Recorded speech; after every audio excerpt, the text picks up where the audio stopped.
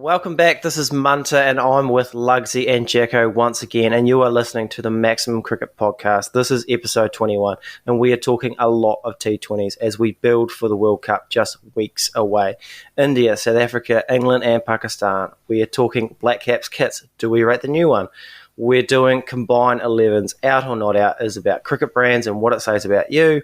We are talking slower balls on Coach Corner. And of course, it's Snack of the Week, with this week's category being ice cream. So sit back, relax, and grab yourself your favourite ice cream and enjoy the number one sports podcast in Bermuda. It's a yes bank maximum, the first of this contest. Oh, that is brilliant. It's a hero maximum. On the ground, down the ground, another hero maximum. Boys, we change in format this week where we will start with a bit of India versus South Africa T20 stuff. This has absolutely nothing to do with TMC cracking the Indian market over the weekend, but side note, Mancat's not that bad. I think everyone's just overreacting a little bit.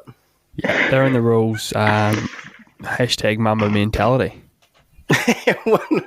We'll talk some negative stuff occasionally about maybe India taking over cricket, but if they want their this pod, we'll take the dollar. Yeah. We'll sell our soul pretty quickly. I love the IPL for one. Saved cricket, actually, the IPL. Yeah, franchise over country, 100%.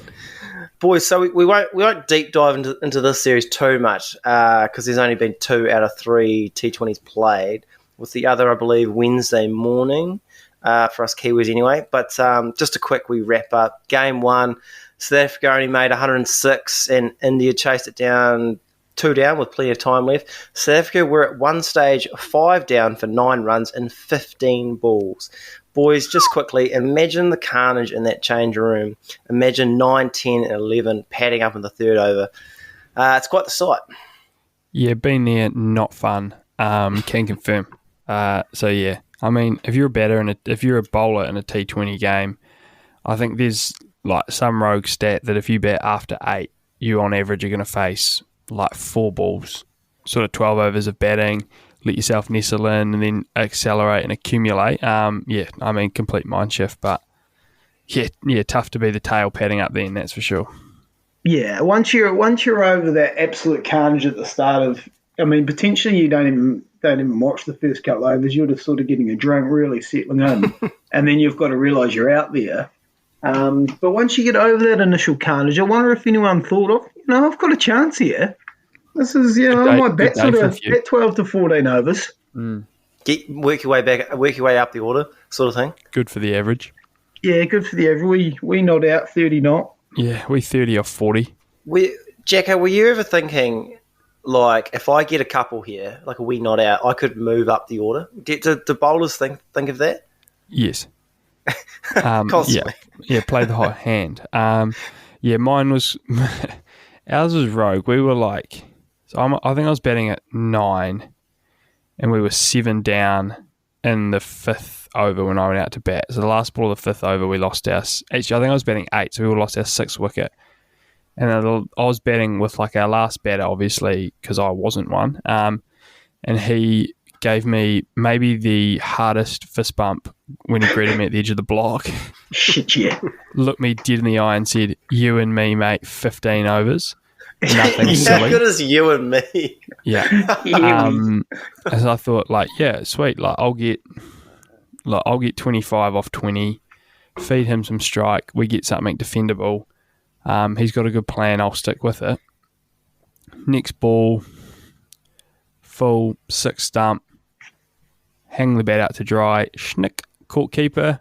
We're 7 down in the power play. Lovely. I've always sort of got the impression that bowlers, they sort of want the chance to bat, don't mind getting a 20 knot. Yeah. Really would rather say they want to bat up the order, but just rather actually stand at, 9 or 10. Yeah, 100%. I'd rather just get have to face 4 balls and whoops, I've hold out again. Nah.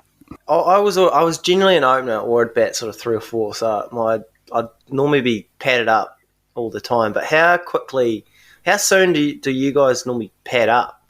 Like, are we talking? I know the general is 2 wickets away, but how early do you want to go? at the back end of the batting innings, things can happen pretty quick. So I like to go... Or it's a spicy one. Yeah. So I like to go box, thigh pad, pants with 3 wickets to go until I'm batting. Yeah. And then just sort of cruise around like that. Normally it's pretty cold at the cricket park, so you want your pants on anyway. And then from there it's sort of 2 down, put most of the rest of it on, 1 down, have a few throws into them. I'm sort of similar. I have to say, I'm way on the early side, but I do like that as well. Like box, thigh pad, pants on to start with. Maybe the board's just beside you. Yeah. Handy. Take them out to your seat, maybe. Yeah, because the last thing you want to do is be rushing. Oh, Yeah. it's just terrible. It's a recurring nightmare, isn't it? Like you're supposed to be batting and you can't find your pads. I guess the one thing is some people don't like that. You know, there's a bit of a mental switch when you think you're about to bat. So some guys try and leave it quite late. Yeah. But I was definitely, and it had nothing to do with the fact that, I played for a retiree side where we were all out in 20 overs most days. Didn't have anything to do with that. But I was sort of, I was very early. Like, even if I was batting 6, I would start with the pants on, the box on, the thigh on. Yeah, nice. Our sort of different approach, but our captain turned player coach, if he was batting at 3, he would refuse to put any kit on until the openers had walked out there because he thought if he padded up fully while they were getting ready to bat, he wasn't showing any confidence in them. I was going to say, that is another thing. That is another thing where some guys reckon you shouldn't show too much of a hand because you got to give your batsman in there a bit of faith that you're not worried they're going out. But I mean, that is ludicrous from him, by the way. Yeah. Absolutely ludicrous. You just got to find a corner and put them on. Yeah. I mean, he's shirtless, sipping away on a Powerade, and they're walking out to open the batting. It's always the good players that do it. It's always the good players that sort of leave it late. Yeah. I find. Because the thing is, I find if you're rushing it and you forget something, you forget your box, you forget your gloves or something stupid like that, like God forbid you bat. No, you're not scoring runs. You will not score runs. No. Once you go back, once you forget something, like it's a pack of hyenas, the fielding side's on top of you. It's all over. Yeah, I'll tell you a story. I was once opening the batting out at GI, and I forgot my thigh pad. and I just couldn't, as you say, it's going to give them too much fodder if you call for it. So I just batted without it up until drinks, which surprisingly I did make. But I remember the lobby bowl one that just cannon into the thigh. It really hurt. And that's when I actually was aware. I was like, hold on, that's hurt. I was I completely forgot my thigh and the thigh here. Yeah, Green Island's not a team you want to. I couldn't admit it. Unfortunately, I had to soldier on there. I've actually betted with my phone once because I did. I don't know how because you're waiting a while and you just got your phone. And you sort of messages are flowing in. You in yet? You out yet? Not soon. On? Yeah, soon, mum, cheers. And then you just sort of put it in your pocket and you forget it's there, wicket falls, you go out, and you can't obviously, you cannot take it out and go, I brought my phone with me. You absolutely just got to soldier on and, hope it doesn't get hit sort of thing. So, didn't get many that day, funny enough. No, mine was elsewhere. That's when playing sort of your lower grades helps, especially if you just got your mate at square leg. Can you just quickly hand it to him? Yeah. Yeah, so analysing the India South Africa series as we were. Yeah, as we've gone in depth. Yeah, real in depth. So game 2 was this morning, and it was the complete opposite, I guess. India made a mammoth 237 for 3. All the top order went ballistic, including probably the most exciting T20 player in the world right now. I may butcher this name, but I'm going to give it a crack. Yeah, Jimmy Nation. He's playing for a lot of teams. Nah, Surya Kumar Yadav. Sorry if I got that wrong. I definitely did. Or Sky, as they call him. He's become the fastest player in terms of balls faced to pass 1,000 T20I runs. Yeah. This year alone, he scored 800 runs over 40, which is impressive, no doubt. But he is doing that at a strike rate of 185.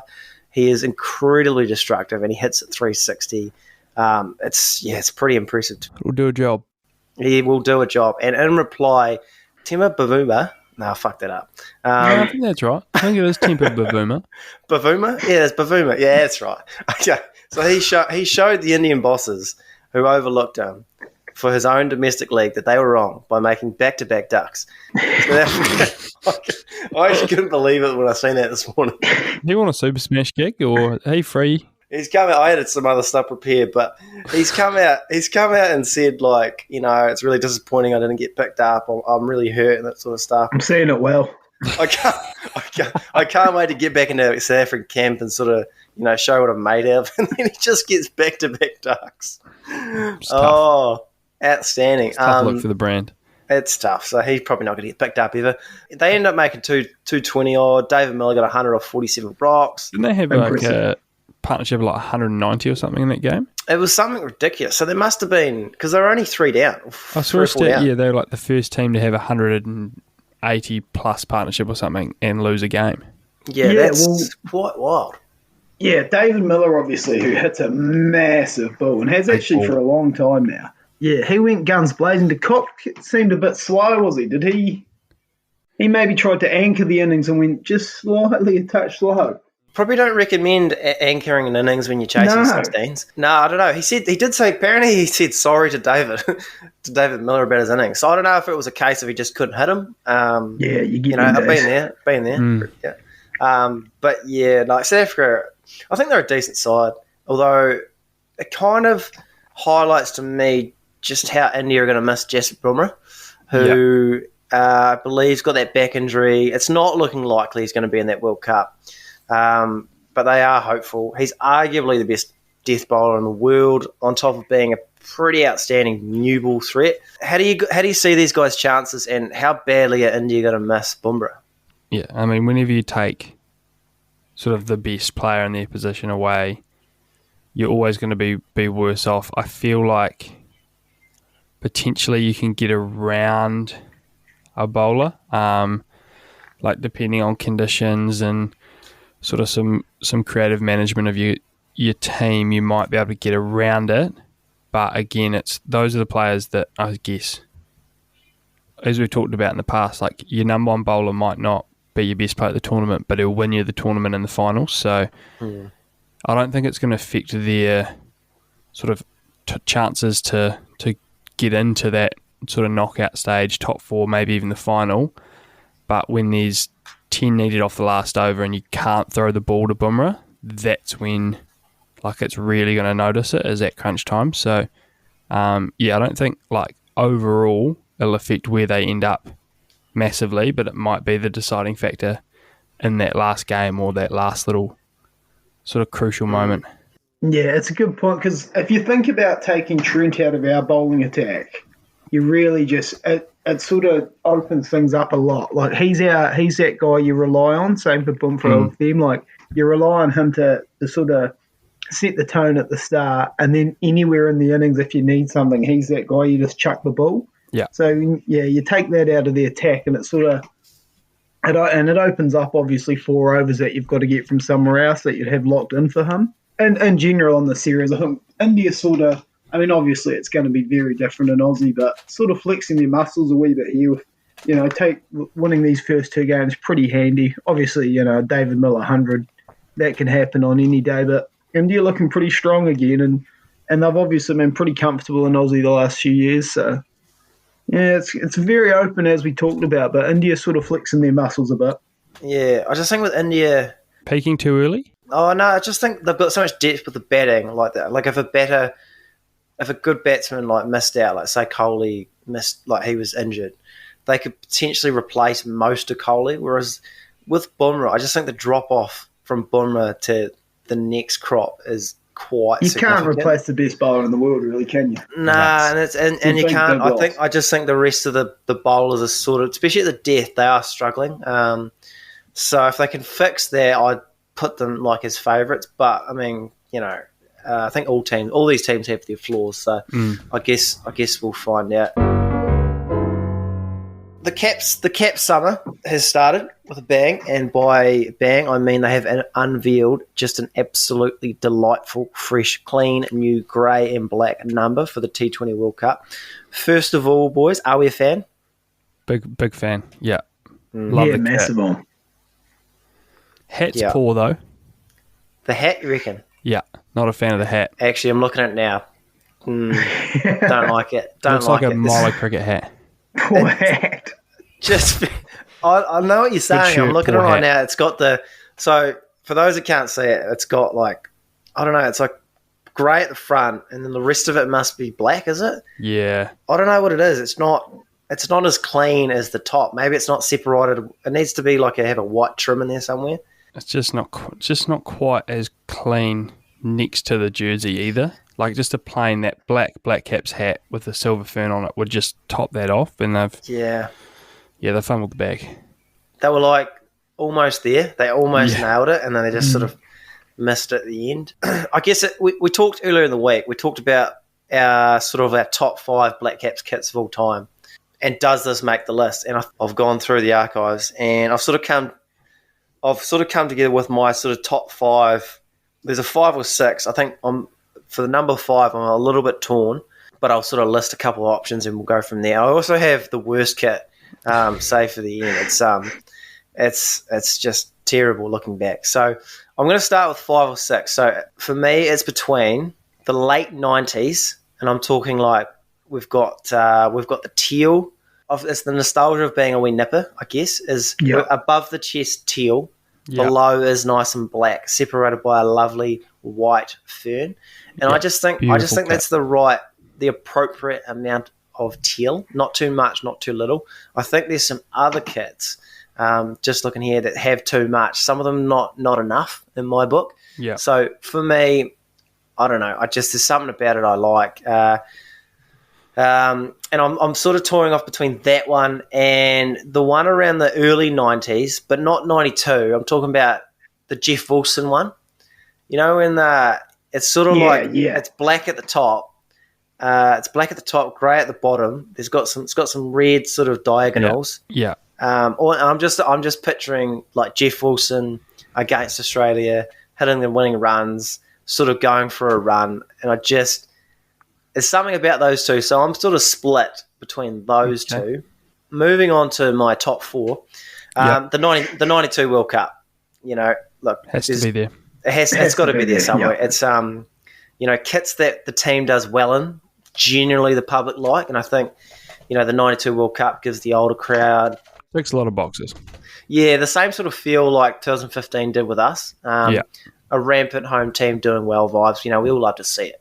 Number 3, I've got this one, and it may not age well, but I just think it's the best use of grey in a kit I can remember. Yeah, the current one. Yeah, that new one unveiled. I just feel like greys if you don't use it appropriately, it can look a bit poor. Look at the hat, it's a obviously. bland colour, isn't it? There's not a lot too grey. Yeah, it's not easy, and a good use of white. It's just a perfect amount of black. Like, it's still dominant, like it should be, but there's just enough grey and white in there. I also like the wee Southern Cross on the side. Beautiful touch. So the top 2, they could go either way, but I'm sort of going with the 2019 World Cup as in number 2, all black with the finest of white trims with a white collar. I like the cleanness of it, the white collar, like it's Blackcaps. We're in a black kit. We've got a little bit of white, and it's just clean. It just reminds me of the 2011 All Blacks kit. Yeah. When we won it, there's something about the white collars that I like. And number 1, 2015 World Cup. We've got a sort of a bluey teal back, black front with a smear of blue and white. I'm not sure if it's just because being a Caps fan in your early 20s during that time was just the best time of our lives. It really was. Home. It was a home World Cup. The boys were just rampant. I mean, they could have been wearing a fucking paper bag and we would have loved it, to be honest. So I don't know if it's just that, but that's sort of my top 5. Am I? How have I gone? Anything I've missed or like any? Not bad at all. Probably a personal favourite of mine was the sort of the Shane Bond, Stephen Fleming era Just That's my number one. the black with the dark silver fern in it. The W Star. W Star, the National Bank logo, and the green popping off. I'd probably actually put that one. And I'd probably change that into one for your list and then keep the rest of it pretty much the same. Yeah. No, I don't hate it. I don't hate it. What I did notice myself when going back was it was jerseys that reflected sort of good times. So my top two were the VB series uniform we wore. So that VB series, probably my favourite series all time. Us, Australia, South Africa. We've beat Australia on Australia Day. We've beat them 3 times in 16 days somehow. Shane Bonds burst onto the scene. Just the greatest series of fans. And I loved that uniform we had, the big Telstra logo, as we said. I think the silver fern, the sort of the big underrated silver fern on the body. Yeah, really. Most of the uniforms I really liked. I found they all had that in common. And the other one I had on the list was, I think it very much around that same time as you said, Munter, the 1999, the one we had when we won the ICC knockout trophy in Kenya, beat India in the final. The 2000s one. Ken's got 100. The year 2000. Which one was that? Was it's very similar. It's a teal. I think it was that third one. Is it the same one they had that retro one that come out? Yeah, so it's a sort of a tealy number. It's very nice. And I just remember like Fleming in that and Fleming, Ken's hitting the running runs. And I just thought that uniform looks very crispy. Do you know what I missed? Just National Bank? Yeah, what a logo. I was going to say, how much does the actual sponsor sort of... Because it's sort of fact, some of them just give off a bit of a poor vibe, some of these sponsors. See, that was my...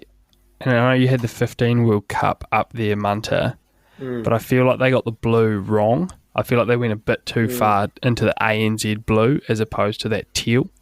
That's a good point. So that for me, it loses a step because I feel like it's taking the national colours and just giving them to ANZ. Obviously, they're probably giving them heaps of money. Dream big New Zealand. Sort of dream big our bank account. But probably the only reason that one lost a step for me on your list. Apart from that... I'll tell you what, I was actually going to touch on, and full disclosure, Jacko's just sent a message through on a group chat of Stephen Flynn looking about as crispy as you like. Yeah. And I was going to say, I loved how a few of the Kiwis used that 3/4 sleeve. Yeah, huge. Just trying to follow Ponting, eh? I thought that was, that was a brilliant look for cricket and certainly needs to be brought back. I reckon as well the fit of those shirts a lot better, like that tight. Yeah. That tight. I agree. When CCC took over, that uniform's not getting a lot of love, is it?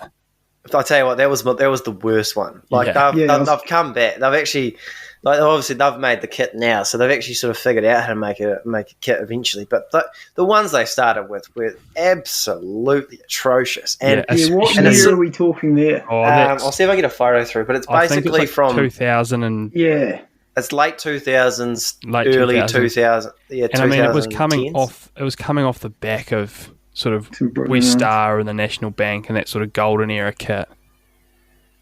Just a tough look on CCC to start. I'll tell you what, I think we have the last few years, we have figured out how to just have quite a nice, crispy, clean top, haven't we?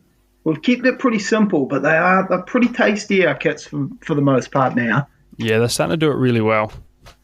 Fuck, I'm looking at the kit now. I've seen it through. It's absolutely atrocious. It's so grim, and it does. You can't be.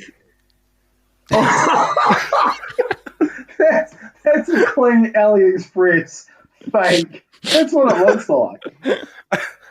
There's actually some worse ones out there, but that was the first one that came up. That's nothing short of disgraceful. It's like if you went to like a budget, like a real budget sort of screen printer place, and they said, "Oh, can you get us a team kit?" Then what are your colours? Black and white. And then they send it, and they've got the armpits are white, and the rest of it's black. And it's like, what's your price point? Like, minimal. No, it's rough. So that's my worst by a country mile, and it was a terrible era. Poor performing side. This isn't a uniform that could obviously be up for selection, but you remember obviously Cricket Max, the Max Blacks, who actually did play a few internationals of cricket. They had a pinstripe sort of number that I don't know if I could put it high, but I would love to own. I think it would sort of more of a Sunday session drinking sort of a kit. That's special, actually. It's one of those ones you wear. You could sort of wear. You could always wear to town. Pretty tasty kit, I reckon. Tell you what, get that with your cord shorts and a wee sort of golfer hat this summer, and you're looking quite crispy at R&B. Yeah, like buttons open, and then maybe we top like obviously a top underneath because we're not with our physiques. Tan up though by then. So I was going to say, if we're about to segue into this Pakistan game and that, their kit right now is looking pretty crispy as well. Yeah, there's a fantastic segue. Dark green and gold is just a great combo, and they've always sort of done it quite well. Especially that Pepsi logo. I mean, I'm pretty anti-Pepsi, but I do that is one thing they've done well. I do have nostalgia vibes for that Pepsi logo on a Pakistan kit. Yeah, they've always just had nice, clean kits. Absolutely. No, it's a great segue. So, as Lugsy's sort of touched on, Pakistan are coming over. This kit, well, Pakistan and Bangladesh, we've got a rare try series, I guess you'll call it, a wee throwback to the VB series in Aussie back in the day. Now, we thought what better way to preview the series than to pick a combined T20 11 between the three nations, which is always good fun. Now, I'm just going to go out and say it. I don't have a single Bangladesh player in this 11, and they weren't close. And the reason why, I want to say it nicely, they've been really, really poor for a while now. They didn't win a game in the Asia Cup. They've lost series to South Africa, West Indies, Afghanistan. They've even lost to Zimbabwe, and I would have Afghanistan a better side comfortably. And it's a shame because I don't know what's going on there, but I would personally have rather a 7-game series with Pakistan. After seeing what happened against Pakistan and England, boys, anyone zagging and going to chuck a Bangladesh guy in their 11? Probably the only two guys worthy of a shout would be Shakib Al Hassan. Yeah. But Santner's going to do the same role and cheats less, so that's probably an easy one. Yeah, kicks less stumps. Yeah, kicks less stumps. Yeah. Has less time off for code of the game infringements, etc., etc. Potentially the Fizz. Mustafiza Rajam maybe can get a look in. His slow ball, I've watched that on repeat a couple of times, and that is fucking naughty. I like that on one. the sort of slower, older New Zealand wickets, because we've got a try series going deep, a lot of games on the same wickets. But yeah, I mean, he's probably the fifth or sixth best quick of the two nations. So yeah, you're not picking six quicks. Worth a shout. But outside of that, yeah, I mean, poor talent. I think they tried to say Sri Lanka had 0 world-class bowlers, and then they went on to win the Asia Cup. So yeah, they're in a shambles. It's a bit of a shame because it seemed like Bangladesh were developing quite well. Obviously, it's hard for any nation. They tuned us up in Bangladesh a couple of years ago, didn't they? Yeah, well, they beat us in that test. I was going to say they beat us here. Yeah, like not that long ago. I was trying to go white ball formats, but yeah, it is disappointing because you sort of think if they're going to sort of excel in any form of the game, this would be it. But they seem to be going a bit backwards, especially that Zimbabwe series. Good to see Zimbabwe back playing better cricket, but yeah, a bit disappointing for the Bangers. 100%. So, well, let's talk about Pakistan first, who, they've just completed a massive 7-match T20 series versus England. The first time England have been in Pakistan for 17 years. They lost 4-3 in the end, but it was a hell of a series, boys. Last week we were pretty out on 7-game series in cricket, but this one was pretty good. What did we make of it? Again, just great. It went to 7. As we said, crucial. It was going to be really tough if that was wrapped up with a couple of games to go because it's a long series. The thing I took out of it was apparently Karachi's better for a graze than Lahore, according to Moeen Ali. So, I mean, if we're doing a snack tour of the world, we're probably hitting Karachi first. But apart from that, good series. One thing I'm not a big fan of this series is England just pumping up their batters' records. Saying like, this is the best an England batter's gone in a series. Well, like, no shit, you're playing 7 games. Yeah.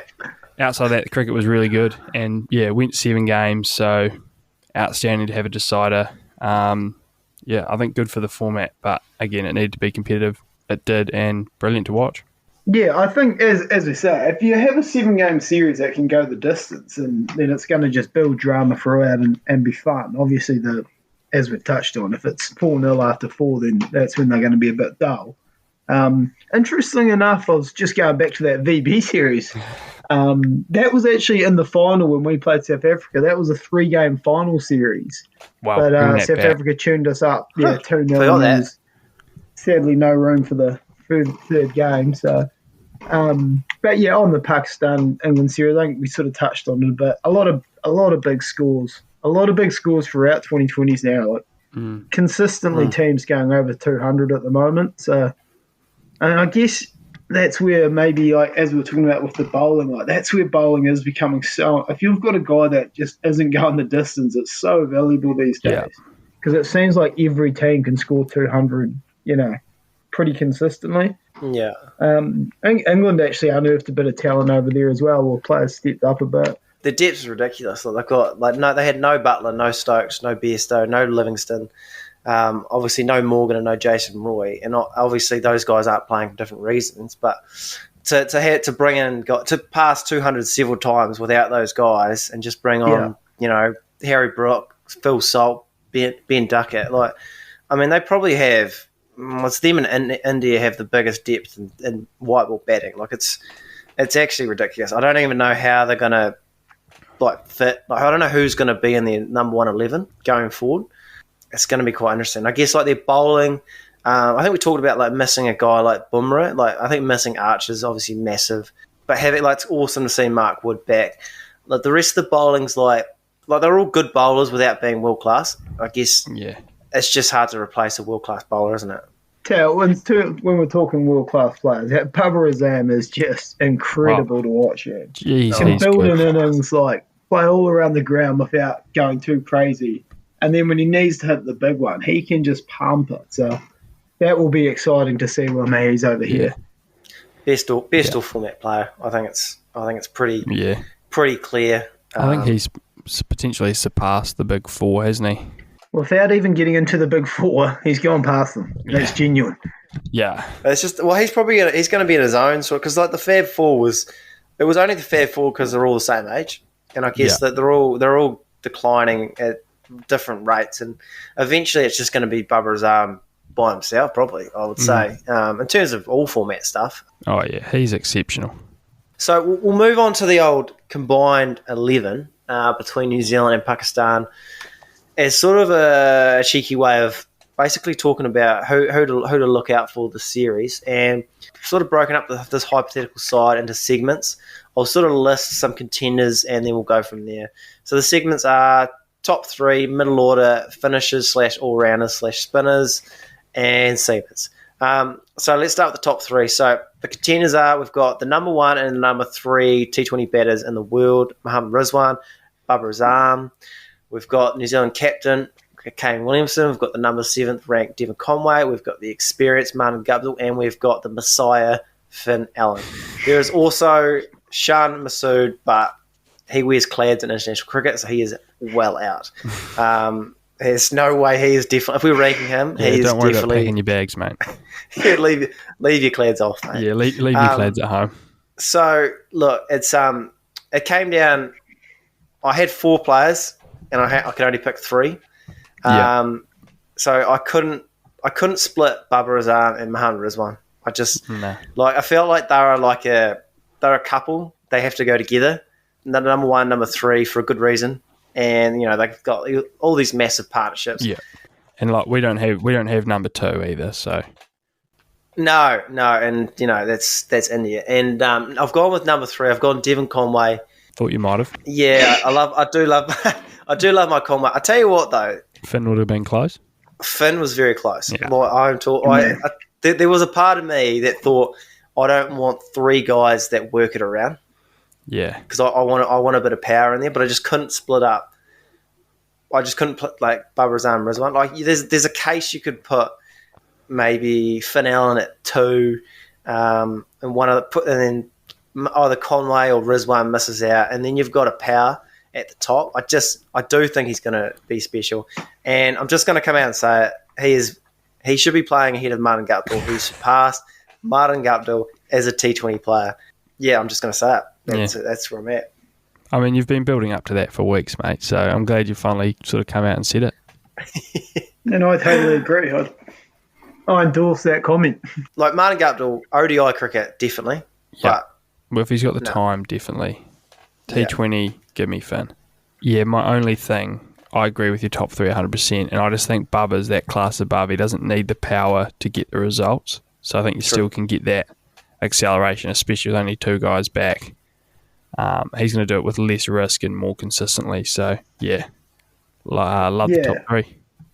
Yeah, I mean, I mean, just to be different, maybe I'll just chuck Rizwan at 3 and open up with Finn. But I think if we're, being deadly serious, I'd have to agree with you. Turning out Bumrah is, he works it so well, but he can, when he needs to hit the big one, he can do it as well, as I guess all cricketers can now. So yeah, I'm pretty happy with that top 3. The middle order, 4 and 5, that was really probably the easiest ones, I think. And mainly because Pakistan's middle order is just hasn't scored any runs for a long time. They either don't bat because Rizwan and Bubba Azam score the runs, or when they do bat, they don't really do anything. So, and then on the other hand, you've got Glenn Phillips and Darren Mitchell, who are probably New Zealand's two form players in this format. They were pretty easy at 4 and 5. Any objections with that one? No, love it.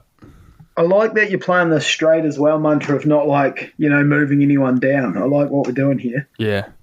Like not putting someone out of place to bat 4 or 5. Let's just stick with, picking a balanced side. Yeah, he'll have Finn as his finisher in about two days' time, and you have to retract that. But I put the pressure on now to play it straight. I did want to think about, could this team play? Yeah. Nah. Yeah, I like it. Yeah, right. And as you said, Phillips and Daryl. Daryl's coming off. Has the New Zealand batter had a better winter ever? Maybe not. So, yeah, he's got to be in there. Yeah. So 53, averaging 53 at 145 in T20s. Has the shots. That's ridiculous. He has just a very calm presence about him as well, which can be pretty handy in that middle. Yeah. Very good competitor too. Been on the wrong end of a knee in a touch game from him, and it's not nice. We Charlie. Yeah, geez, we Charlie, not needed. All rounders and finishers. So this is I've got three players here. At 6, Neesham picks himself. I think he's almost underrated now by the public, even though T20 franchises love him. He gets a gig pretty much everywhere. This year he averages 38 at a strike rate of almost 210. I mean, that's ridiculous. I don't think there's going to be any sort of... We're very pro Jimmy Neesham on this pod. You won't get a lot of pushback on those numbers anywhere, will you? No. And I think the next two, this was interesting. It could have gone either way. I mean, the options are you've got Shadab Khan, you've got Mitch Santner, you've got potentially Ish Sodhi, if you want to go down the order. You've got Mohammad Nawaz. I think the first pick there is Shadab Khan. He's the best spinner, leg spinner. Yeah. Can hit it out of the park. And then after that, if you've got Khan, you're probably not going to go Ish Sodhi. You don't want to go 2 leggies. So you want a bit of variation. So then you got Santner and Nawaz, both left armers, both can finish in innings. I'm going to go Santner because he's stronger with the ball, but Nawaz might have a bit more power. There's not really a bad pick. I'm going to go Santner. How do you guys see it? Exactly the same. No pushback from me. Yeah, I'm just saying, I guess these days you basically, a lot of teams are playing sort of 2 spinners, aren't they? So when that's the case, I mean, Khan, I think you've got to have a head of Sodhi, especially the thing he adds with the stick there. You sneak Bracewell in here, Crom? I didn't actually bring him up, to be fair. That's a good point. Yeah, I think he's definitely worthy of some talk here. Yeah, fair. It's I mean, when you're talking about a team like this, you got to have enough bowling and batting anyway, aren't you? So you just sort of, I mean, definitely worthy of conversation. It probably depends if you want to go more batting, doesn't it? He's probably the best guy to bat there at the moment. It just depends. Even if you had, say, Neesham at 7 and Braces at 6 with Khan at 8. Yeah, that's actually crisp. I'm sort of start looking at. I mean, that's not a bad play. I guess it depends on. Well, for me, I want to see a little bit more with the ball. I want to see. Yeah, I mean, like you're not. the best case scenario of Bracewell is I actually like that order. I didn't like what we saw against Australia, so I'm not out on him. Like I'm not out on him, obviously, but I just want to see a little bit more with the ball, like someone that can be relied on with the ball. Because the betting's there. The betting is he definitely deserves his place in that side. But once he figures out that ball, I think he'll be in that side full time. I think you certainly don't want him in a position where you need to rely on his bowling at this stage. Nah. Yeah, you don't want to have his 4 overs, do you? Probably. I think it's better than just bonus overs, but I don't think it's rely on him for 4 overs at this stage.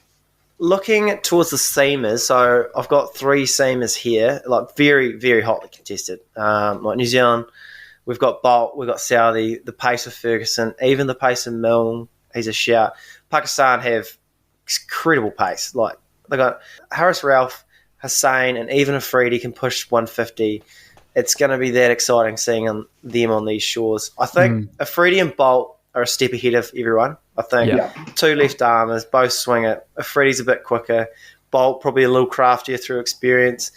So I think they take 2 of those spots. And then for me, the last spot's between Harris Ralph and Lockie Ferguson. Yeah. And to be honest, I don't think there's a wrong pick. I think they both bowl excess of 150. They both have good slower balls, good Yorkers. I'm going to go Ralph just on form. I think if we're nitpicking Lockie, I don't know if he's actually had the best winter since the IPL, but he's got the track record. Like, it wouldn't surprise me if he was our leading wicket taker at the World Cup. I think he's that sort of guy. But right now, I think I'll go Ralph. Yeah, I like the Ralph pick. Sort of, if we do want to segue into a little bit of a good story, we played Pakistan A mid-COVID when they came here in a T20 game, and it was basically the Pakistan T20 side. Wahab Riaz and Harris Rolfe opened the batting. and Ralph, I wasn't prepared for that. No, Ralph in warm-ups, when we were marking our run-up, said, like, sorry, boys, I'll be bowling 150 today. I've got the Big Bash next week. Pretty demoralising. And you said, sorry, boys, I won't be batting today. Yeah, I was actually batting 12 that day too, so beauty. Also out of that game, one of the young boys didn't know who Wahab Riaz was, and his older brother promptly sent him that clip of Riaz deleting Shane Watson in Australia. Yeah. No doubt he showed up kicking himself. That's got to be one of the all-time standout memories, eh? That one only lasted 3 or 4 overs. To his credit, Shane Watson didn't get out, did he? No. Yeah, he had him dropped though. The guy got dropped at fine leg. It would have been interesting to see if he caught that, what would have happened. I think the total was quite small, but fuck, it was a quick spell. It was nothing better, right? Pinned him a couple of times. So just from those sort of levels of confidence, that's always stuck with me from Ralph, so I'll be sticking with him in my combined 11. Yeah, I'll go Lockie then, just to be on the other side of it. And I guess as well, like back home, you'd want the ball to fire up, knows the conditions well, bit of confidence in his step, so why not have Lockie there? I mean, it's pretty serious attack with pace there, so that's nice. Out or not out this week, we've got a review which is outstanding to get through. So we'll read that out and we'll give them a wee answer, which is nice. So this reads, love the show, boys. For out or not out, when it comes to bag brands that you guys reckon, when it comes to bag brands that you guys, what do you reckon? Hold on. Hey, what is it about bag brands? Thank you. Yeah, no, I have to have a couple of goes at this. So when it comes to bag brands, what do you reckon it says about the user, good or bad? Again, great show. Would recommend a listen to anyone. Thank you very much, Blackville. So, yeah, first of all, thanks for listening and taking the time to leave a review. It massively helps this podcast grow, so we appreciate it. If anyone else is keen to get a question read out on Out or Not Out, or even Coach Corner for that matter, leave us a 5-star rating on Apple Podcast.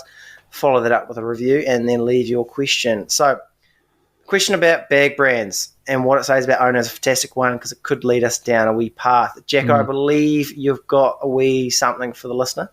Yeah, I think I don't know if it's as much bag brands. It's obviously like if your brand matches your kit, that's probably a pretty good sign that you're actually a good player. And also, like, if you've got the big one, the big dog, we all know that one that, like, the bloke takes up too much room in the change room with it. Yeah. It's got enough room for 8 pairs of gloves and 4 sticks. Your twos player doesn't need that, so he's obviously a good player. So, yeah, in terms of, like, you want to look out for the bag actually matches the kit. Obviously, the next level up from that is any sort of rep branding on the bag. When you know someone's not paying for it, or it's labelled with a team, they've got to be a good player. You can also probably tell by the state of the bag. There's a hole and random bits of kit are falling out and stuff. Yeah, they're obviously not getting those bags for free, so they might not be that same sort of level. But if there's still like a flight docket on the attached to the bag, that's when you know he's probably a pretty big dog. That's a good one. Yeah, that's a big flex. The old New Zealand barcode. Yeah, and you leave it on purposely, I assume. Yeah, we're not out on leaving the tag on. You've got to leave that on, eh? Just let the boys know you've travelled to play. Just been on flight NZ 762, just off to Africa there. I actually just used it because it was a good bag and I didn't have a suitcase, but no one will actually know that. As I was sort of having a wee discussion about this, I think bag, like a lot of things, is sort of one of those things that as you go through the grades and get a bit older, it's when you start to realise who the big dog sort of players are. Yeah. So I remember a turning point where because probably the younger listeners don't know this, but you know there's a lot of kits that didn't have the old wheelie wheels to start with. Yeah, it was a big transition. Oh, big transition. So you'd be over the shoulder with the kit. You'd sort of have your back handle would stick out the end of the bag because that would be on your side. And then suddenly you get to that age about, you know, sort of 11, 12, 13, and suddenly guys are turning up some much bigger bags while the other ones are still sort of over the shoulder of the lesser players. So that was a big sort of transition of who were the big dogs were. Mm-hmm. Obviously, I'm just sort of bags these days. I mean, this Grey Nichols Legends, this is costing you $400. Yeah. So, I mean, these are some big bags they're running these days. Potentially as well, like the obscure brand that you probably never heard of could actually indicate a good player, especially if they're on overseas. Like a bag specialist sort of. Yeah. Well, not a bag, maybe like a Newbury bag or something, like a bag you don't see in New Zealand like real often, and he walks out in full Newbury kit, you're like, fuck, probably he could be a good player. Like English blokes are sponsored by them, like maybe he's an overseas, like that sort of thing can come into it with the psyche of the bag when a bloke walks in the morning. Did you ever have anyone in the team that had the bag, like the Kookaburra bag backpack? The duffel? The old backpack.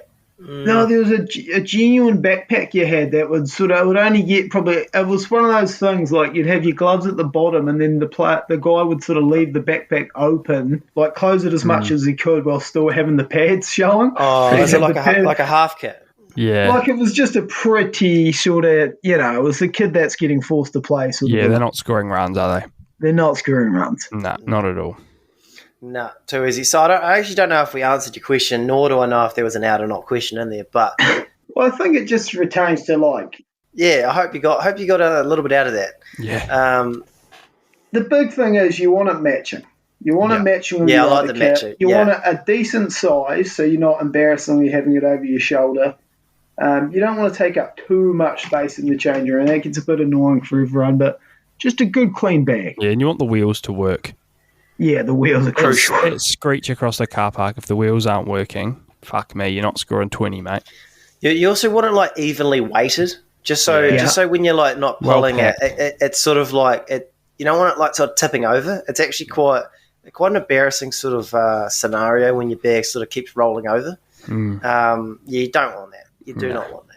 And I mean, if we're talking real in depth, you can't have your spikes anywhere near your bat. If it's uncovered, you don't want those big spike lines or a wee dot in the back of your cricket bat. Yeah, put your bat, either get a case for your bat or you have a separate compartment for your bat, or if you don't have that, put your bat in between your pads. That's sort of what I would do. But or carry your bats in like it looks like they've been repaired, like you're a good player. Yeah. Or have like a separate bat bag. Yeah. If you're a pro sort of thing. But you're probably not if you're reviewing the show. So there you go. Cheers, Bubba Azam, for that question. Cheers, Bubba. Oh, brilliant. Okay, so we'll move on to Coach Corner, and then we'll wrap up with Snack of the Week.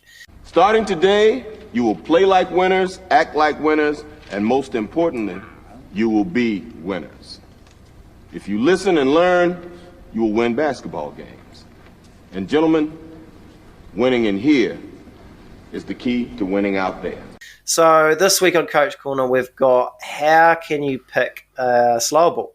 Fantastic question from Oscar. This was sent in via the Instagram story I chucked up the other day. If you're interested, check out the Instagram at Maximum Cricket Coaching. It's where you get to vote for Snack of the Week as well as various other polls like this one.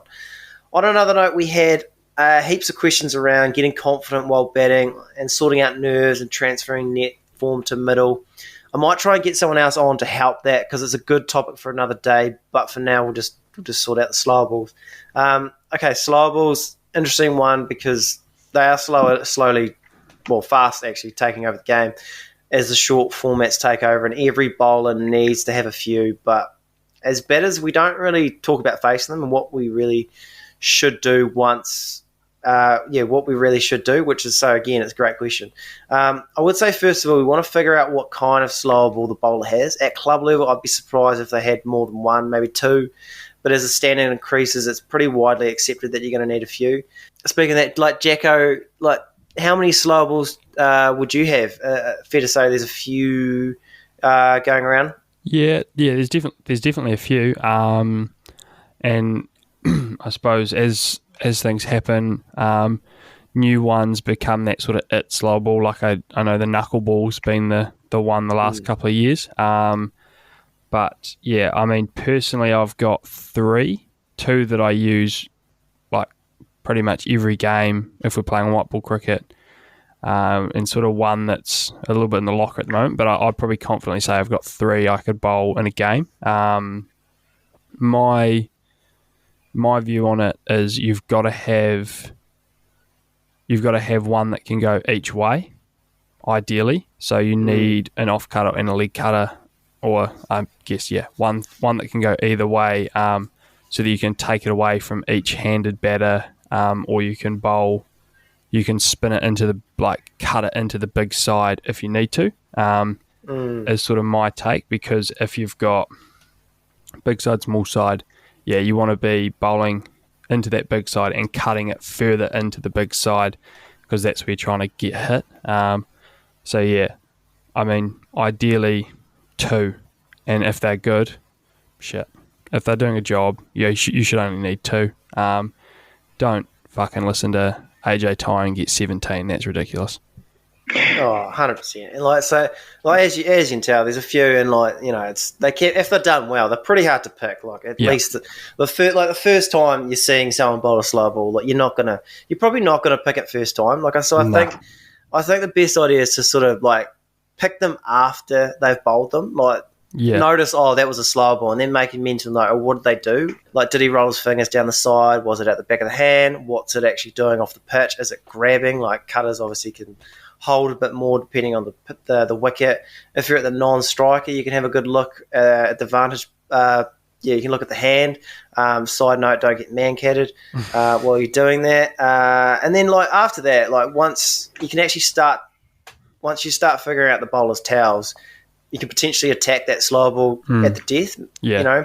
If someone's bowling a lot of them, I've always been a fan of expecting a slow ball and setting up for a slow ball, and then if it is pace on, you just react. You're going to react to it anyway.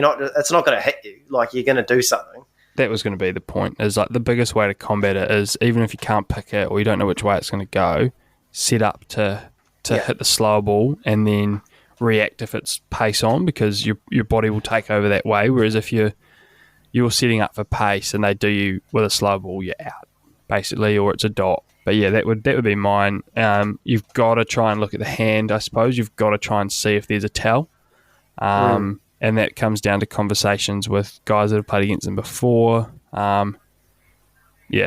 has a guy just got out to one? Can you ask him? Like, fuck, mate, what did you see? But yeah, I mean, sometimes guys slow balls, that's sort of the one combat the quicks have at the moment in cricket is if they've got a good slow ball, sometimes you know it's coming and you can't do anything with it either. So I was going to say, basically, you've touched on everything I basically had there, because my three biggest things were like, obviously, and the most basic thing you learn when you're 5 years old is just watch the ball as close as you can. So watch that ball as close as you can. Munter, a good point of even from the non-striker's end, because that's probably when you're going to get your closest view. So watch that really close to see if he's just running the fingers across it or cutting it at all. And then, if someone's bowling it a lot, as you said, just set up for it. And then, as Munter said, you'll react to the quicker one anyway. So just set up for that slower ball, because it's something that's becoming so common, especially obviously in the shortest form in the T20s.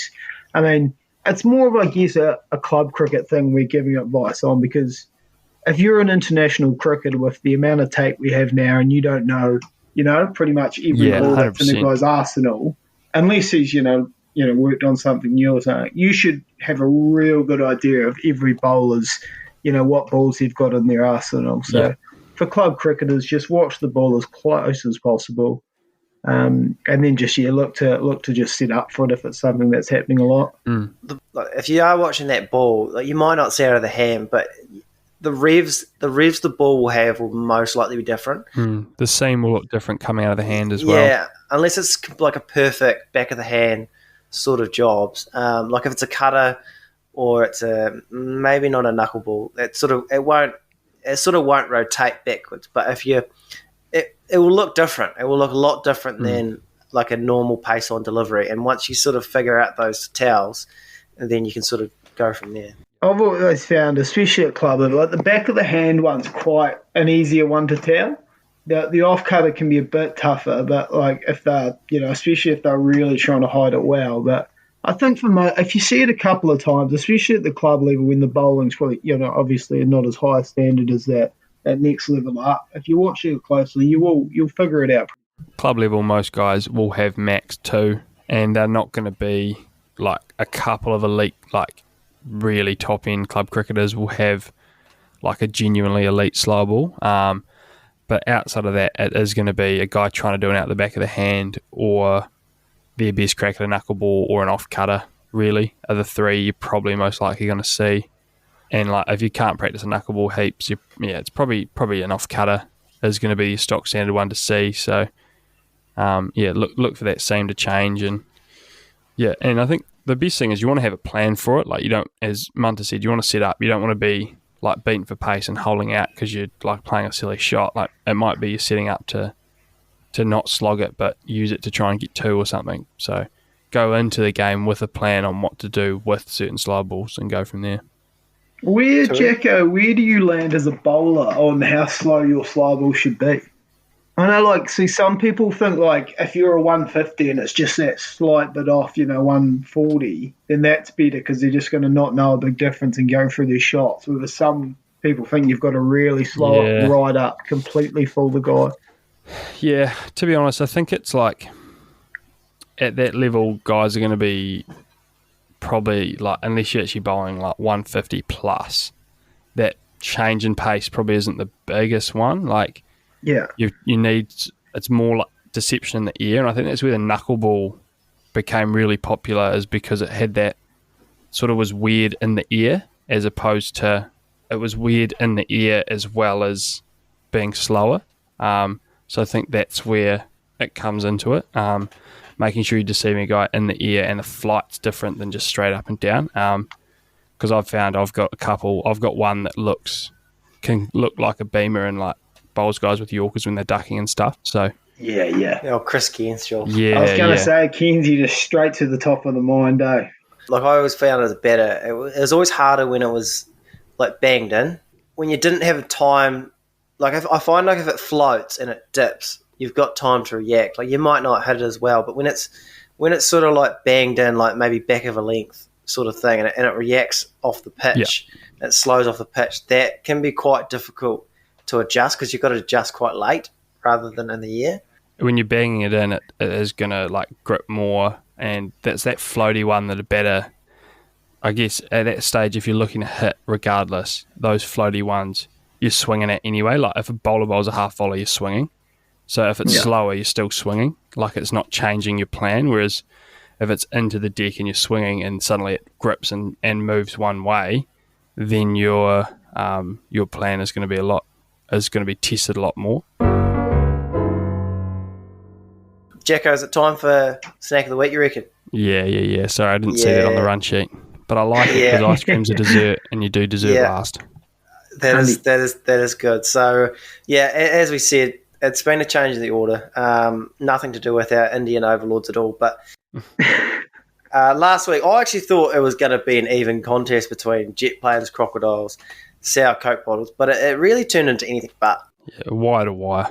I mean, I knew Coke bottles would probably win. I think that was my pick, but I must admit, seeing 58% of the share, it took me off guard a touch. Jacko, like, first of all, congrats on the W. And did you think it was going to be so comfortable? Yes. No. I think, like, again, the Coke bottle, when we're talking your $2 mixture, that 90% of people save that Coke bottle right up until the end because it is one of the better options. So I think it's just ingrained. And New Zealanders as a nation, we love Coke. We love the cola flavour. Add sour, add lolly. Fuck, you've got a winning combo. So, I believe you're enjoying a Coke at the prison, are you, Munter? Gave us some talk of a wee Coke and. Yeah, I did have a wee Coke and raspberry of the pink can variety. To be honest, not as good as I thought it'd be. I'm not gonna lie. I don't think Coke has ever nailed their Coke and raspberry outside of going to a pub and having a jug of it when you're highly hungover. It's not the same. I don't know if there's too much. They've never nailed it. It might be too much raspberry. I'm not too sure. Yeah, and it's not that really fake, like cordial raspberry either. It's like been you've got to go the fake swing of and the a better. miss. Yeah, almost tastes like a proper raspberry like juice, and it's like, no, it's not what we're after. No, I'm after it. I want to feel like I'm in a pub. Yeah. Yeah, so I've got another 7 of those to get through. So, oh, gee. I'll tell you who do a good Coke and Ras, and I don't want to give the competition any sort of you about to say Pepsi? Shout out, but Wests. Okay. Wests do a probably great cola probably number Ras. one. Oh, 100% number one. Yeah. No, they've really nailed it. Haven't nailed a lot else, actually, to be fair. No. But they've nailed that one, 100%. So this week, what do we have? Ice cream. Ice cream, again, cookies and chocolate. We're going to have to wait another week. I can't believe chocolate's not getting some love. Yeah. Yeah, I don't know. Maybe we need to make that third one something the public doesn't want. So vegetables, maybe. It's been a tough run for chocolate and biscuits, that's for sure. They'll get there. Ice cream this week, definitely on the line of snacks, but I do love a wee ice cream as per. So I've gone with the jelly tip trumpet, and there's a couple of reasons. Obviously, I love the trumpet, and I believe that jelly tip is the number one ice cream flavour there is, and I think you boys sort of think the same. So I'm pretty happy with that. I've already demolished that pre-pod. Yeah, I feel like that's the sour Coke bottles of the ice cream week. To be honest with you, it's a great pick. And yeah, as you said, jelly tip is like elite. I mean, like when you're a kid, just making sure you got that vein of jelly and making that your big scoop. And so you had that big jelly, ruining it for the rest of the family, but you've had a great time. Say, the amount of times the old ladies just hit me up for why is there no jelly in our jelly tip ice cream? Yeah, 100%. It's in my belly, sorry, Mum. Yeah. I've just had that, Jan, thanks. Just vanilla left? Yeah, I actually had that one of one as well and was going to buy it and consume, but the dairies let me down. They actually had none of my top 3 options, so that's I'm scrambling here, and I scrambled at the dairy too. Sort of stood over the ice cream freezer for too long, sort of thinking, do I pander? Do I get a classic that I will enjoy, but it's probably not my favourite, or do I go for the wee thing I've just seen there that I loved over summer when they bought it out, and that was the banoffee pie trumpet. Oh yeah. Promised with a banoffee in every bite, so really hit the spot when it came out, and can confirm it still does. So obviously not as confident in it, but for that 4th, 5th pick, I've gone for, happy with. Bit of a niche sort of following, Yeah, I very find. niche. Like, I think people that do love it, they'll really love it. Yeah. It's either your favourite ice cream or you didn't rate it at all, probably. Yeah, potentially. But no, I don't mind it. I mind it. Lugsy, what are you running? I'll first, just before I touch on that, if we ever do like desserts as an actual snack option, I have to say banoffee pie is my all-time favourite dessert. Fuck, it's good, eh? Just absolutely exceptional. Jeez, it's good. I actually ran through 2 desserts yesterday. One of them a banoffee, or? No, I said With chocolate sauce, or no. I had ambrosia for lunch, and then I had a wee caramel cheesecake for dinner. Yeah. So I was a very full boy. Obviously, I had a couple of birthday celebrations with the brother and the brother-in-law. So and happy birthday to Scott Hunter. yeah. So Scott, Brother of the pod. His birthday. Yeah, brother of the pod. His birthday today. Brother-in-law yesterday. Good to have a roast. So we roast chicken on the lunch, and dinner I roast thought we were lamb. talking a roast as in you at the at your wedding. Just getting a spray from the boys. Yeah, no, he did well. The brother did definitely stick to me, which is expected. Anyway, yeah, I'll get to my happy birthday, Scott. But I'll get to my I have, as I was saying to you boys, I'm probably a bit controversial on this, that I still prefer over any sort of ice cream on a stick. I still prefer in a cone ice cream. The scoop variety. A jelly tip ice cream is still my favourite. Yeah. As you say, just reminiscing of being a youngster and getting those. But I was going to go to Paddy's and Cream, a delightful ice cream place in Dunedin here, but it was closed on my walk home. So I've gone into the dairy, and I've stuck with what would have to be my favourite. I guess a bit of an old favourite, the gooey caramel Memphis milk. Yeah, that's a good pick. It's a good pick. Like, I don't know, it wouldn't be my number one, but I think it'd be a few people's number one. It's a sickly sort of an operation. Yeah. it'd be on the Mount Rushmore of ice creams, probably, wouldn't it? Yeah. It's a very known sort of ice cream, isn't it? I'll tell you what is sickly is if you mix it up and go the gooey raspberry. Yeah, I don't know if I'd recommend too that. much, eh? Yeah, but no, I'm a big fan of that Memphis Mountain Wee caramel edition. No, it's a good pick. Yeah, it's a very good pick. Just touching on the scooped ice cream, Crom. Love to know, out or not out on goody gumdrops? Hugely in. Yeah. I'm just a sucker for having the lollies in there. Yeah, it's a very divisive ice cream, but fuck, I reckon it's unreal. If you took out the lollies, I'm not even sure I know what the ice cream tastes like. But I just love just finding a lolly so fizz. Yeah. Do you suck them all out? Do you suck all the lollies out and then sort of get the ice cream, or are you just sort of? I don't suck them all out straight away, but I definitely sort of know when I'm having one. Yeah. I'm also a massive sort of Gold Rush sort of operator. I was going to say Gold Rush would be up there. Yeah. I like knowing there's a little something in my ice cream. I'll probably roll with boysenberry, which is pretty similar to jelly tip.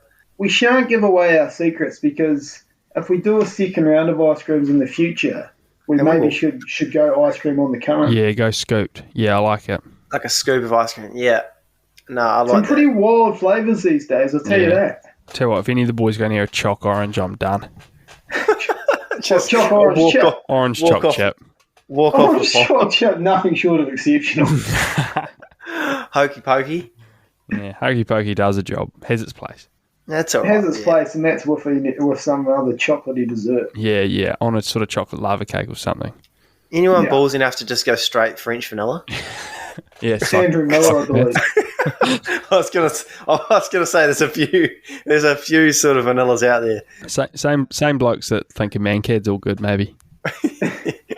That's all good. Our overlords won't be listening by now, so it's all good. They'll have tuned out. Yeah, 100%. Once we stop talking about the cricket, it's all good. I was just going to say, it's interesting they tune out here, because this is the only thing we're actually qualified to talk about. Yeah. It's literally the only thing we should be respected about.